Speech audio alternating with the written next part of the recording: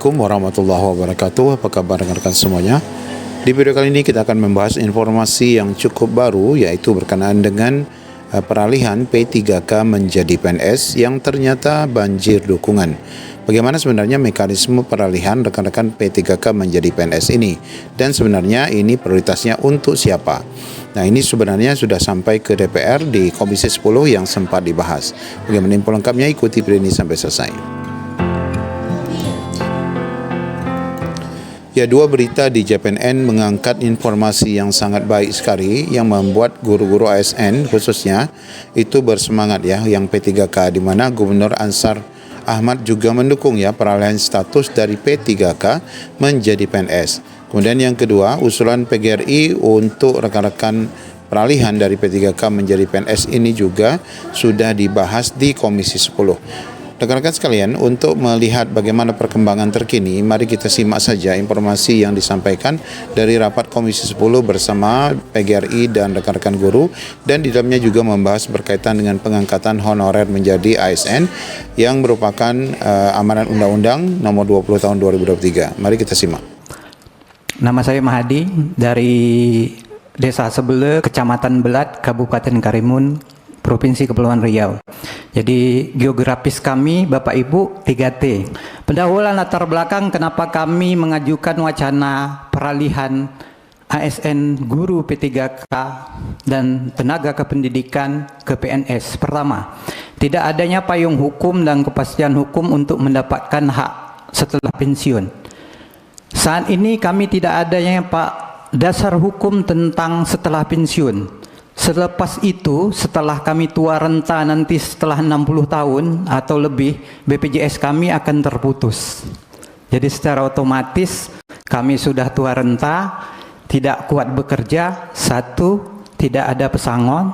Mungkin wacana-wacana pesangon, tapi undang-undangnya kan belum begitu jelas juknis atau PP turunannya. Yang kedua, tidak adanya jenjang karir, sedangkan banyak guru sudah S2, S3. Kami mentok Bapak Ibu S1 itu di golongan 9. Jadi tidak akan naik lagi ke golongan 10, 11, 12 seperti PNS. PNS mereka bisa naik setiap tahunnya melalui uji kompetensi. Sedangkan kami mentok Bapak Ibu. Ketiga, keterbatasan kesempatan untuk mengembangkan kompetensi. Jadi kami Bapak Ibu di sekolah itu ada tiga golongan. Golongan pertama itu anak kandung kami bilang PNS, golongan kedua P3K, golongan ketiga non ASN. Jadi kalau seandainya pengembangan kompetensi biasanya tetap pimpinan kami memerintahkan untuk PNS dulu, prioritas ketimbang kami. Itu. Ketiga, dampak terhadap kualitas pendidikan dan generasi emas 2024. Gimana Bapak Ibu? Kami mau tenang, sedangkan kami tak tahu kontrak kami ini disambung ataupun tidak.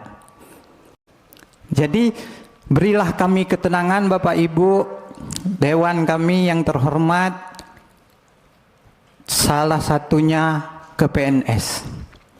5, timbulnya kekhawatiran bagi guru P3K dalam hal kontrak. Kami tidak tahu nih Bapak Ibu, nanti kalau kontrak saya ini kemungkinan di 2027. Mungkin penjelasannya nanti selanjutnya.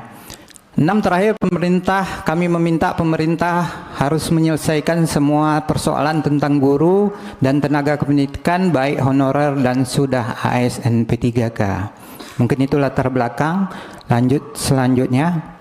Untuk status PNS tetap, P3K masih kontrak maksimal 5 tahun. Jadi masih ada bahasa kontraknya di belakang. Masih ada dengan perpanjangan kerja. Jenjang karir ada, kami tidak ada. Pensiun ada, kami belum jelas, belum tidak ada juga. Karena sudah banyak teman-teman kami di tahap 1 yang 2019 K2 kemarin sudah pensiun, tidak ada dapat apa-apa. Mutasi PNS bisa, kami tidak ada. Dikembalikan ke kebijakan daerah ke masing-masing dan tidak ada dasar hukum yang jelas. Yang keempat, pengangkatan jabatan PNS bisa jadi pejabat struktural, sedangkan kami terbatas pada fungsional. Jadi pengembangan karir kami hanya setakat sekarang hanya bisa jadi kepala sekolah, sedangkan PNS bisa jadi kepala dinas, jadi kabid kalau di daerah. Masalah yang dihadapi P3K khusus untuk guru dan tenaga kependidikan: satu, tidak mendapat jaminan pensiun yang telah saya jelaskan tadi, dan BPJS kesehatan mereka terputus otomatis. Yang kedua, tidak adanya kepastian kelanjutan kontrak. Yang ketiga, terkesannya ada diskriminasi padahal tugas dan tanggung jawab serupa dengan PNS. Kami di Undang-Undang ASN, PNS dan P3K adalah ASN. Tapi masih ada diskriminasi perbandingan kesenjangan tentang antara P3K dan PNS. Masih panjang, Bapak. Ketidakstabilan status kepegawaian, stagnasi jabatan, ketidakselarasan tujuan, kesejahteraan finansial yang tidak stabil, kurangnya pengakuan dan penghargaan, kesulitan untuk mutasi, tidak meratanya sistem kontrak yang bervariasi. Jadi ini yang terakhir, Bapak Ibu. Lanjut lagi, kesenjangan antara P3K dan PNS, tidak adanya perlindungan hukum yang memadai, tidak adanya jaminan pensiun sosial dan setara, motivasi kerja yang rentan menurun, ketidakjelasan rekrutan P3K secara nasional, tata kelola kepegawaian tidak sama di setiap wilayah dan daerah. Lanjut. Sistem pembayaran gaji P3K dengan PNS berbeda. Kalau PNS mungkin mereka menggunakan dana DAK, sedangkan kami menggunakan dana DAU dari kabupaten kota. Yang kedua, pemutusan kontrak berimbas pada terjadinya pengangguran. Tupoksi P3K adalah meninggi secara berkelanjutan, berkesinambungan. Itu tentang pengabdian, Bapak Ibu, Bu. Jadi kalau seandainya bicara tentang guru dan tenaga kependidikan, mereka tentang pengabdian. Sesuai dengan poin-poin di atas, ini kami dikasih tahu di 2027 kemungkinan besar akan dijalankan Undang-Undang Nomor 1 Tahun 2023-22 itu tentang belanja pegawai daerah tinggal 30%. Jadi banyak kabupaten kota itu melebihi batas dari 30%, Bapak Ibu. Mungkin itu, Bapak Ibu, Bu. PGRI tentu menyambut baik seperti yang disampaikan Ibu Ketum terkait dengan wacana pengalihan status guru dan tenaga pendidik dari P3K menjadi ASN dengan tidak mengesampingkan persoalan guru honorer yang selama ini masih menantikan kepastian hukum status mereka. Selain itu juga kami merasa perlu adanya pengaturan mengenai konversi dan transisi, artinya dibuka ruang konversi dan transisi itu terkait dengan status guru P3K dan pemberian afirmasi terhadap guru honorer yang berpengalaman dalam RUU ASN yang saat ini sedang dilakukan revisi. Kemudian juga kami meminta agar adanya pengaturan mengenai konversi dan transisi status guru dan tenaga pendidik dengan mempertimbangkan masa pengabdian, prestasi maupun kontribusi guru P3K dan atau mungkin honorer dalam melaksanakan tugasnya. Selain itu juga kita berharap adanya penguatan skema P3K setara PNS, bagaimana dibuat skema itu dan pemerintah bisa melakukan revisi regulasi agar P3K memiliki hak yang setara dengan PNS termasuk jaminan pensiun dan jenjang karir. Adanya juga kita berharap adanya kebijakan diferensiasi dengan memberikan kesempatan konversi status hanya bagi profesi strategis seperti guru dengan tenaga kesehatan di daerah 3T. Selain itu juga kita minta adanya jaminan perlindungan guru setingkat undang-undang karena perlindungan kesejahteraan, kemudian perubahan status, mutasi itu adalah bagian yang inheren dari perlindungan guru yang saya kira tidak bisa terpisahkan. Selain itu juga PGRI meminta adanya klausul ya tunjangan profesi guru minimum 1 kali gaji, ya. Ini tercantum dalam batang tubuh dan norma hukum RUU Sikdisnas yang saya kira saat ini sedang dibahas di Komisi 10. Dan juga kami ingin mendesak kepada pemerintah dan DPR untuk segera melakukan transformasi tata kelola dari hilir sampai hulu, mulai dari LPTK, rekrutmen, pembinaan, pengembangan karir guru serta pelindungan guru. Komisi 10 DPR RI mengapresiasi paparan dan penjelasan yang telah disampaikan oleh Ketua Umum Ikatan Pendidikan Nusantara IPN dan Ketua Umum Persatuan Guru Republik Indonesia PGRI dengan bahan paparan terlampir. Yang kedua, terhadap aspirasi dan permasalahan yang disampaikan oleh para narasumber sebagaimana dimaksud pada angka 1 di atas, Komisi 10 DPR RI menyampaikan pandangan dan catatan sebagai berikut. Mendorong pemerintah untuk segera menyusun regulasi yang secara khusus mengakomodasi dan menyelesaikan proses pengangkatan guru dengan kode R4 menjadi guru ASN. B. Mendorong pemerintah untuk segera menyusun regulasi yang menjamin perlindungan hukum dan kepastian kerja bagi guru dan tenaga kependidikan non-ASN dan ASN P3K, termasuk pengaturan mengenai status kepegawaian, hak atas jaminan sosial dan kesejahteraan, serta perlindungan dari pemutusan kontrak kerja yang tidak jelas. C. Mendorong penguatan skema ASN P3K agar setara dengan PNS, terutama dalam hal hak pensiun, jenjang karir dan perlindungan profesi, serta mendesak pemerintah mempercepat transformasi tata kelola guru secara menyeluruh, mulai dari proses rekrutmen, pembinaan berkelanjutan hingga kepastian hukum dalam satu kerangka regulasi setingkat undang-undang. D. Perlu ada jaminan perlindungan hukum bagi profesi guru guna memastikan keamanan dan kenyamanan dalam menjalankan tugas serta tanggung jawab profesinya sehingga kualitas pendidikan dapat terus ditingkatkan. E. Pemerintah perlu segera melakukan analisis kebutuhan guru dan tenaga kependidikan secara berjenjang, per mata pelajaran dan berdasarkan kebutuhan di setiap wilayah guna memperoleh informasi yang akurat terkait dengan kekurangan dan distribusi guru serta tenaga kependidikan. Yang nomor 2 dulu, silakan Bapak Ibu memberikan masukan.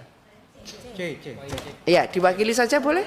Ya. Dari di IPN 1, dari PGRI 1, silakan.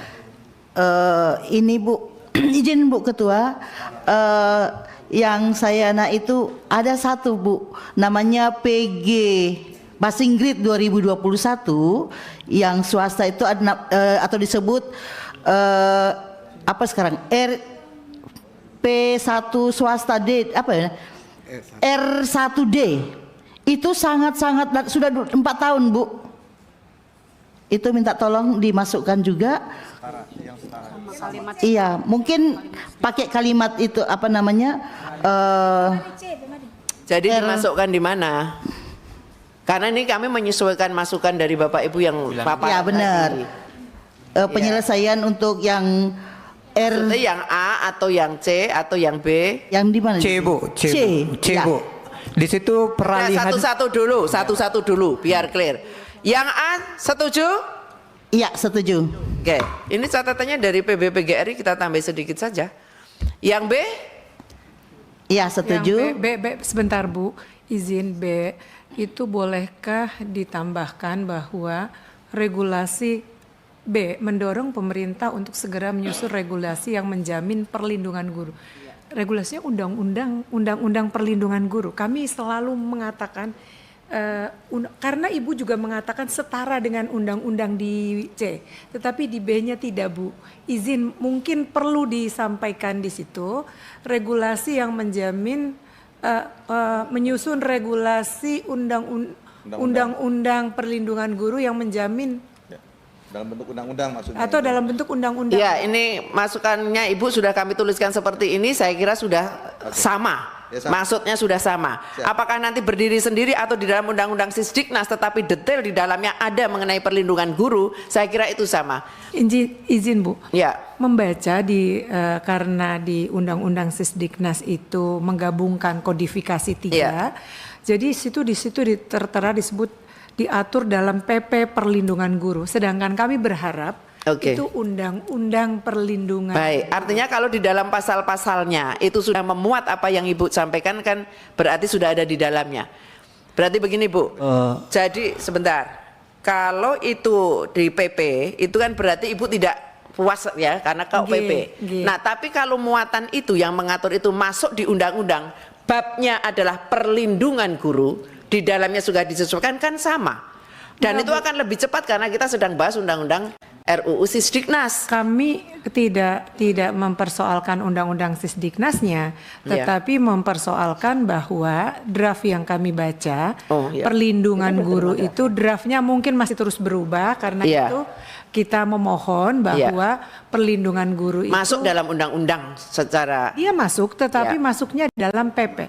Hal yang mengatur perlindungan guru. Jadi saya harus informasikan, kami belum ada draft. Kami sudah bahas, artinya masukan dari Ibu ini kami masukkan nanti bahwa untuk perlindungan guru ada bab khusus yang isinya seperti yang kita harapkan, tidak lagi ada PP yang kemudian mengatur, tidak hanya bunyi seperti dulu bahwa guru dilindungi di dalam, tidak seperti itu, tetapi di dalamnya sudah detail.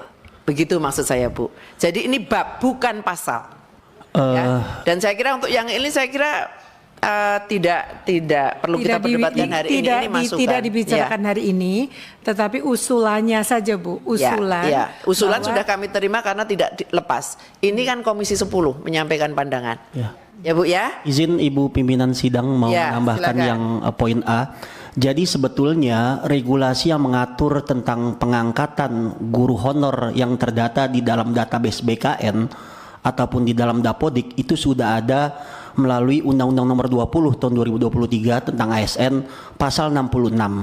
Yang kita inginkan adalah lakukan penegakan atas pasal 66 Undang-Undang Nomor 20 Tahun 2023 tentang ASN untuk mengangkat seluruh guru honor yang tercantum dalam database BKN dan juga di dalam database Dapodik sejumlah 2.360.723, di mana guru itu 731.524 dan tendik 735.049. Masukannya penjenengan apa? Masukannya adalah kami mendorong agar realisasi dari pasal 66 Undang-Undang Nomor 20 Tahun 2023 tentang ASN yang menyatakan bahwasanya semua honorer wajib diselesaikan pengangkatannya paling lambat Desember 2024. Itu yang pertama.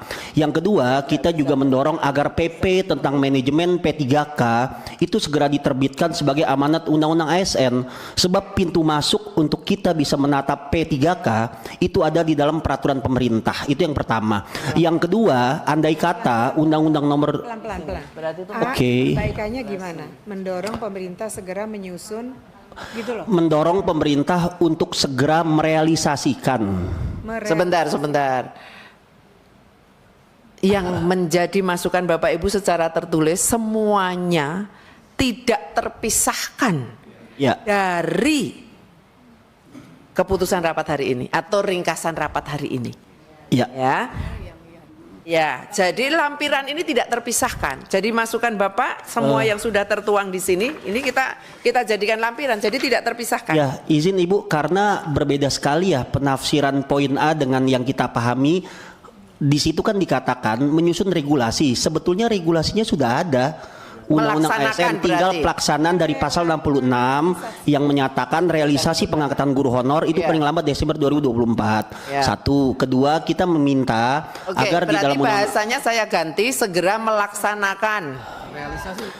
Realisasi dari Undang-Undang Nomor 20 Tahun 2024 terutama pasal 66. Oke, sudah. Lalu Ibu, ya Pak ya. Ya Ibu, betul. Kami juga mendorong agar segera diterbitkan PP tentang manajemen P3K. Nah itu kalau kita bicara Undang-Undang ASN yang hari ini existing. Namun apabila melihat perdebatan yang muncul, wacana yang terjadi di teman-teman DPR, di publik, itu kan juga ada wacana Undang-Undang Nomor 20 akan direvisi. Apabila itu benar terjadi, maka kita meminta klausul pengangkatan P3K menjadi pegawai negeri sipil dengan kriteria tertentu kah, dengan standar tertentu, itu bisa dimasukkan di dalam revisi Undang-Undang ASN Nomor 20 Tahun 2023. Kalau gitu habis titiknya di Pak Ibu, karena itu berkaitan dengan Menpan ya. Bukan domainnya Komisi 10. Betul Ibu, betul. Jadi nanti Bapak Ibu juga boleh menyampaikan aspirasinya ke komisi terkait. Jadi kami nanti kalau di sini menjanjikan itu bukan ranah kami kan menjadi sulit. Kami hanya melakukan sesuai dengan ketugasan kami. Jadi terkait mengenai pengaturan-pengaturan lebih detailnya ada di Menpan RB. Dan Ibu, yang berikutnya kami dari PGRI memang mendorong agar ada rancangan undang-undang perlindungan profesi guru Ya. sebagai lex spesialis derogat lege generalis dari Ya, undang-undang sudah, guru sudah, dan dosen dan dari undang-undang lampiran sistem sudah. pendidikan nasional. Baik. Ya, jadi undang-undang yang diminta oleh PGRI. Ya, terima kasih. Ya, Sudah. terima kasih Bu Ye. pimpinan sidang. Terima kasih, lanjut. Izin Ibu Ketua. Ye. Pimpinan. Jadi ini bukan, kalau masukan Bapak Ibu semua tertulis, kami tulis. Ini adalah Komisi 10 DPR RI menyampaikan pandangan dengan catatan sebagai berikut. Ini yang perlu penekanan ya Pak ya. Ya. Mohon satu orang lagi saja, selebihnya Mohon izin pimpinan. Mohon izin pimpinan, terima kasih. Ya, baik, terima Mohon kasih izin. pimpinan. Untuk poin C pimpinan, di sini kami mengusulkan adalah mendorong peralihan skema ASN PPK ke ASN PNS tanpa persyaratan seleksi atau tes, karena PPK sudah tes, kemudian dan tanpa batasan usia. Jadi pada poin C ini kami mohon perubahan yang kami usulkan ini karena apa?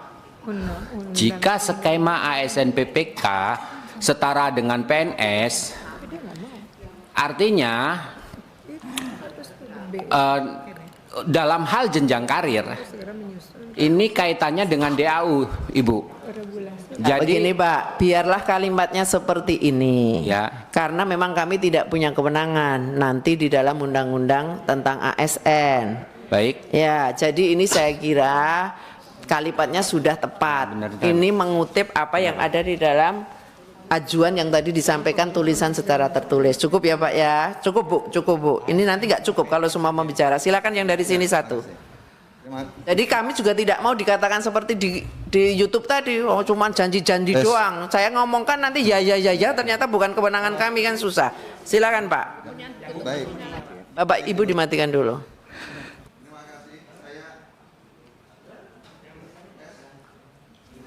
Izin.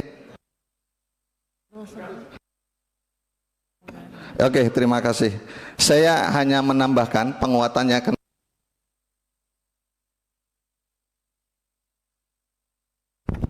Ya, terima kasih. Hanya ingin menambahkan untuk fakta di lapangan kenapa diperlukannya regulasi perlindungan guru dalam bentuk undang-undang.